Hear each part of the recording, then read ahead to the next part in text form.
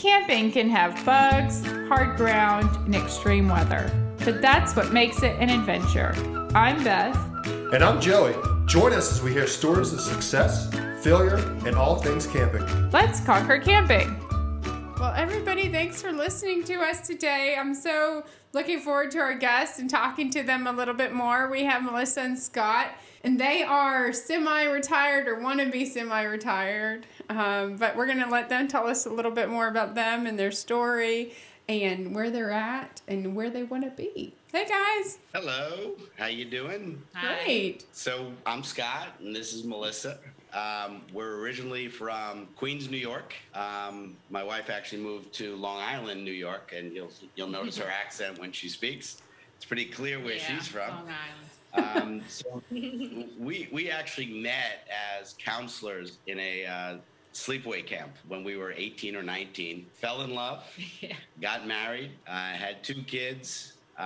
Raised them in Pennsylvania, and then about 8 years ago we moved down to South Florida where we live today, and pretty much just hanging around in the beautiful sunshine, and never in our wildest dreams did we think a lot about camping or RVing, but then COVID hit and it changed everything for us. Yeah, we never ever thought that I was ever going to own a RV ever in my whole life. I mean, I like to camp. We camped a few times in tents, but not an RV. Maybe to rent one time, but other than that, we never wanted to do that. We never thought about it, that is. Really? Even with the kids and growing up in Pennsylvania and all that?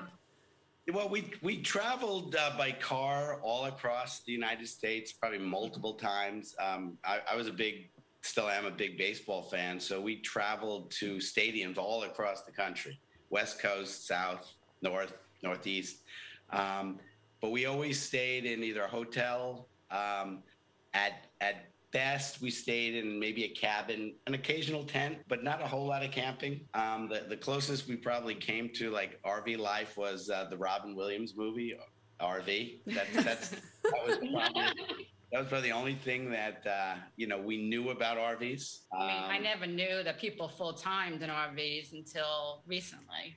I had no idea. Yeah. So what sort of got us into the RV lifestyle is in June, my son was interning in Nevada, and he had to get home down to South Florida. So he couldn't fly because of wasn't comfortable with the pandemic going on. So we drove out to pick him up. So it was a long drive from South Florida to Nevada. So we drove for like 36 hours straight, and all we saw driving was RVs. And it was just building from Florida, Alabama, Mississippi, all the way. Just kept seeing RVs and RVs after another. And then we said, you know what? Since we like to travel, but we can't leave the country, that may be an option for us for the next at least year until this is over. And again, we continued on our journey. And honestly, when we got back from the trip, within a week, we were RV owners. Oh my goodness. We watch so many YouTube channel favorite, constantly watching. I think also because we also had some international trips booked, and of course that got canceled. And with seeing all the RVs everywhere, we were like, that looks like a lot of fun. And then watching the YouTube, it looked like great fun. So did you get a pull behind, a fifth wheel, a Class A? What kind of RV did you end up going with? Yeah, we have a 30-foot Class C. And it was the first one we saw. I didn't want to get an A. I wasn't comfortable. It seemed like I'm just used to cars. I don't drive trucks. I don't drive buses, vans. I think we once owned a minivan. That's the best we ever did. So I didn't want to get an A. I thought it was just too big. So we started with a C. And it was the first, I think it was the first thing on the lot that we saw. I even said to him while we were going to the first, RV place to look at, we're not going to take the first one. We're not going to go to the first RV, sales place and buy an RV. What do? We buy the RV. First one. Are you guys like that in I was going to say in real life? Like, are you the kind of people that do that all the time? No, actually, we always take some time to buy anything big. It's like always, but this was different. And one of the reasons it was different is because there was such a demand. This was back in June. Mm-hmm. And you couldn't get, I remember looking online at least, and everything was sold out. So I felt if we don't move on this, we're never going to get one. And I also thought, the pandemic is going to be over soon. So we're going to miss this opportunity because, like I said, we love traveling. As you can see, if you're in our house, you would see pictures. We're all over the world. We travel, and we just weren't going to be doing that for at least a year or two. So this was the best way for us to travel. So I didn't want to miss the opportunity. So that's why we just bought what we saw, and we've been lucky because it's worked out for us. Of course, now that we've been doing it for about 6 months, we want bigger and better. Yeah, of course. We're thinking about Class A, but I do worry about being so big. That's the only thing. Class A, they drive like a sports car. They're fine. No. They're fine.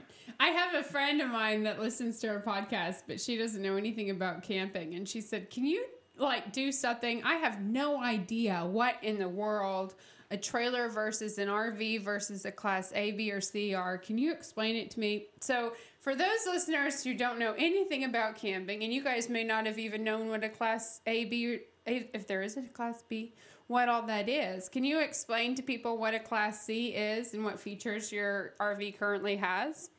Sure, and maybe I'll do my best. What you're looking for your next one. Like, what do you like about your Class C, and what are you looking for in your next one? Okay. Yeah, I'll do my best. And it's actually, I love talking about it because I felt I've learned so much from my own experience, but also, as Melissa was saying, we've watched so many YouTube videos in the past 6 months. So, and a C is basically like a U-Haul truck. It has the cab up on the front of the passenger and driver's seat. So that has that little place to sleep up there. And you usually have to, you can sit in the passenger seat and the driver's seat and then walk back to the back. So it's kind of like an A in that respect, but it is, it's usually a little smaller than an A. An A is really a self-contained, like a bus, more like a bus. It usually is bigger, usually is longer. And I think it's nicer. Yeah. At least the way it looks on the outside. Yeah, it's usually nicer. A B is sort of like a hybrid. It's kind of like a van, but you can sleep in it, of course. Some have bathrooms in it. So it's just a smaller version. It's just obviously between an A and a C. And then you have the trailer, which hooks up to your truck. I actually like the trailers or the fifth wheels. They seem to be a lot nicer inside. The problem is you have to have a truck. We don't have one. We don't own a truck. I don't drive a truck. They're less expensive, but you need that truck, which adds the expense. So, and then the fifth wheel that hooks up to the inside of the truck by some kind of device that hooks it up. We're not really sure, but it looks really nice. Well, the thing with the fifth wheel is that there's so many different connections to them. So you might have a fifth wheel, and you might have a connection, and someone asks you to pull it, but then you have to say, well, what connection do you have? Because really? They're not universal? No, not all of them are the exact same. Oh, that's interesting. For the majority, they're the same, but you'll come across some that aren't the same because they'll put a different neck on it. Huh. Yeah. It looks complicated. Yeah, that's too complicated for me. And you have to it make looks sure really nice though inside. Yeah, you have to make sure it's level. You know, make sure it's level. You have to make sure there's a lot of stuff going on. So, but the inside looks more like a house than a RV to me. At least the ones we went into. But we want to eventually get to an A, but not too big of an A, because if you have too big of an A, you're limited in terms of the campsites you can go into, or the national parks don't allow certain large A's. So we want to keep something that's easy to get around with. We wanted to go into town. We can go into town with. So it's a process. We have to really think it through exactly what we want. I mean, I would want a B only because it's smaller, but it doesn't have enough space, I feel, for all stuff. We have a lot of toys and stuff like that. And it's even just regular stuff that you need, your dishes, your clothes. If they made a B that was, could fit everything, I might be interested in that, only because it just seems like it would be easier to get around, because being new to RVing and with the Class C, I'm always nervous when I always go outside when he's backing up or going into a gas station, and it's, nerve-wracking because we're kind of new to this. Yeah, Class Bs are nice, but they're very limited on spacing and the amenities. You just don't have them like you would in A or even a Class C. And plus, they're very expensive for what you get. The Class Bs are not cheap. You're still looking at $140,000 for a nice one. Right. Yep, exactly. Yeah. Mm-hmm. And our C, one thing about it is it has tremendous storage, and we need that, because not that we bring a lot of clothes but we bring a kayak and bikes, but both of them fold up, so we're able to fit our electric foldable bikes in the back, and also a inflatable kayak in the back. So we like to bring a lot of things like that to have fun. So we're able to. And then we have even a dog fence, like a fence that we sit with the dog around it. So we have to fit that in there also when we bring her. So when you went to go purchase your RV, you already had a Class C in mind, or was it just, we're going to go look just to see what they have, and then we're going to pick either A, B, C, a towable one, or... And then you just got that one. Yeah, no, I think we had a C in mind for the reasons I didn't want the A, it was too big. B, we needed... space for our toys, our bikes. Yeah, and also, as you said, they tend to be a little bit more expensive. So I thought a C would be a good choice for us. And then, again, the first C we saw, we bought it. I mean, I love our RV, but there's certain things that I would want that's different now that we have it. So what are those things? What are you looking for now? We have one slide, and it pretty much is like the living room area with a dinette, that opens up. But I would love to have in our bedroom another slide, because it's kind of tight. We also wish we had those couches where it's like a movie style couch where the chairs open up, so it doesn't have that. And more counter space, if that's possible, because there's not a lot of counter space for whenever I was cooking and stuff. So those are the main things that I would want to change. So. And how big is your Class C? Is it a shorter one? Is it like a 30-footer?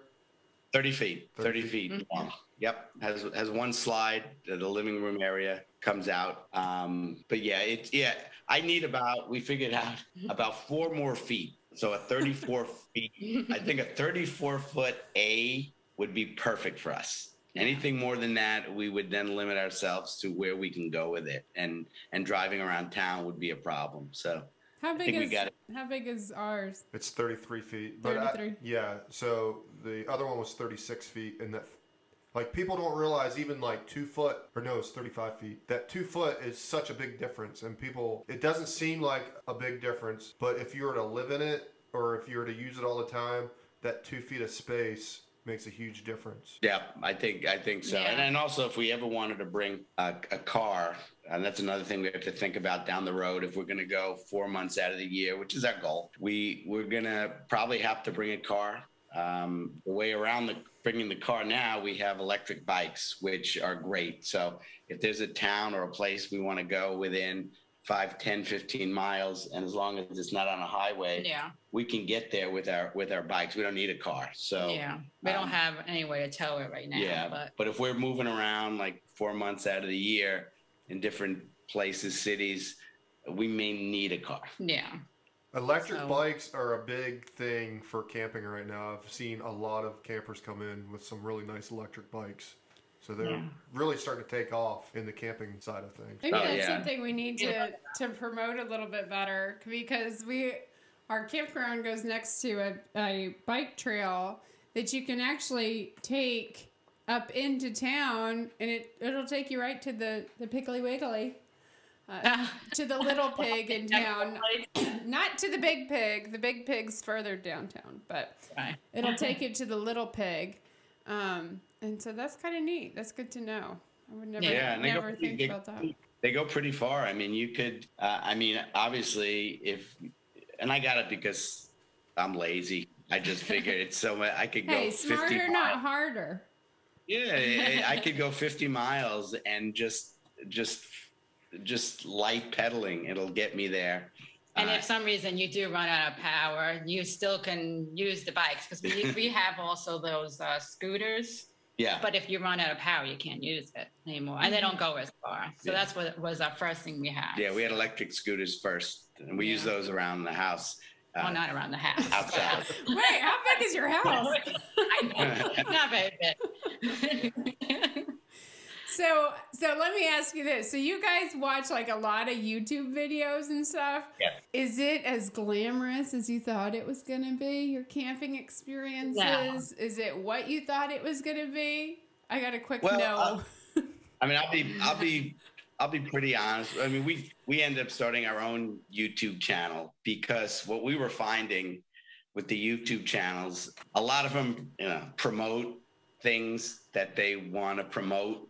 And our channel that we have, we talk about the places we visit, the campsites or the town, like we went up to Savannah, and we just talked about the campsite we stayed at and Savannah itself, what to see there, what to do there. We didn't get in, and it's partly because I don't have the experience. I didn't talk about how to repair the black hose if it breaks. I didn't talk about, well, you should get this type of hose. Maybe down the road, somebody will contact me and say, hey, could you promote this stuff? But what I find that a lot of the YouTube channels, it's hard to find one that we like that talks about places, seeing beautiful scenery. Some do, some touch on it, but a lot of them I've noticed, and they're the bigger ones, they're selling things. So well, they're giving away. They're giving away things, and we still like watching them. We watch it, but it's not as good. They don't show everything that happens. I mean, it is nerve-wracking. As I said before, it's nerve-wracking when we're backing up, doing this, making sure. So those are like the stuff that's not very glamorous. Yeah. But it's fun. Once you're set up and everything is great, then it's a lot of fun. Mm-hmm. Yeah. We've been to a lot of different campgrounds. We try to go once a month somewhere, once or twice, and for like a long weekend. And we also went for like 10 days another time. But it's just seeing a place. And I never would have known about these places that we've been visiting if it wasn't for RVing. Mm-hmm. Like I never even knew they existed. Until I started, watching things on YouTube or on Instagram, finding out stuff. So you guys had talked about one thing. You mentioned that you're kind of preparing for retirement, and did I read it right that you've planned the next 10 years of trips? Is that accurate? Yes, we Dang, did. You are ready. Well, so the goal is once I retire or before, because I do have the flexibility to work from anywhere, any location. I work from home to begin with, even before COVID. The goal is to go out about 4 months a year on a trip. So I grabbed the atlas and I said, all right, where are the 10 places that I want to? 10 areas. 10 areas. Yeah, 10 areas that I want to go to over the next 10 years. And I figured, just to name a few of them is like across Canada would be one. That's like our first trip, unless we still can't go into Canada, but we're hoping for next summer to start doing like 4 months and going from the east to the west. Another one Florida. would be like Alaska. I mean, Canada. To Alaska at the Arctic Circle. And then, you know, I mean, a couple others just up the East Coast, straight up the coast to Maine, Nova Scotia, back down, and then various other areas for a 4-month period. That's our goal, and I think we could. I think it's probably an easy goal to accomplish. I don't know if we'll make it to 10 years, but at least we get one. Yeah. Well, Canada sounds fun. That sounds like that'd be fun to go across Canada. I always thought it'd be cool to do that in a snowmobile, like tour Canada across in a snowmobile. But it'd be awesome in an RV too. I think an RV sounds a bit more practical. A snowmobile. Yeah. Well, if you did that, you gotta stay in hotels. But yeah, exactly. Right. So yeah, that's our plan. Mm-hmm. We actually have a nice trip coming up in May to Michigan. Yeah. So going to the Upper Peninsula. So that we're looking forward to. But not that, you know, it's only like almost 4 weeks. Yeah. So what was the longest drive that you've done so far in your Class C? Savannah was the furthest we've gone from South Florida. It's probably 600 miles.